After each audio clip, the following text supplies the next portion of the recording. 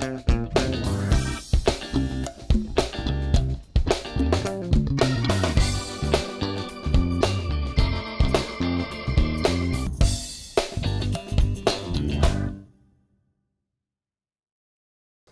I'm Mike McNutt from the Palmdale Water District. Welcome to our first installment of Where's Our Water?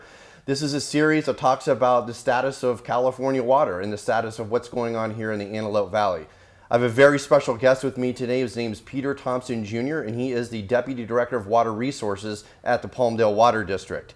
So welcome to the show. Thank you, Mike. Yeah, let's get right to the point. I think a lot of people are wanting to know what is going on with our water situation here in California. So the viewers, maybe give them kind of an update since it's the spring of 2015. Where are we at right now? All right. Well, I wish I could say that we were at the end of it, but we are at we're at our fourth drought year, and we have historically low snowpack, and that's unprecedented. Yeah. So the reality is we still need to conserve, and we're doing a good job, but that needs to keep pressing on.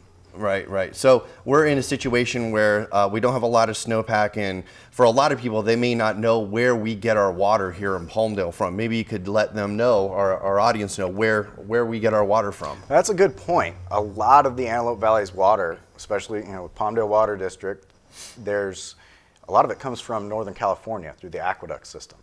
And that water originates in the mountains and typically from snowfall in the Sierras, which we mentioned were at historical lows. Yeah. We also have local runoff through Little Rock, and we rely relatively heavily on groundwater in the local AV area. So we used to get a lot of our water from the State Water Project or for the California Aqueduct, and now I think, if I'm not mistaken, we're using more groundwater than we usually do. Is that right? That's true. In the past, 60% of the water we used came from our surface water that we received from the aqueduct. And now it's really switched around the other way. Yeah. We're using almost 70% from groundwater and 30% from our surface water sources. Right, so we're trying to, all of us who live out in the valley, and we try to conserve water, which we're doing a good job on a regular basis. How have we been doing? How has our residents been doing when it comes to conserving water? We know that the governor's called for a 20% reduction by the year 2020. How are we stacking up with that? That's a good question. Really, the Antelope Valley, or Palmdale Water District specifically, their customers have reduced.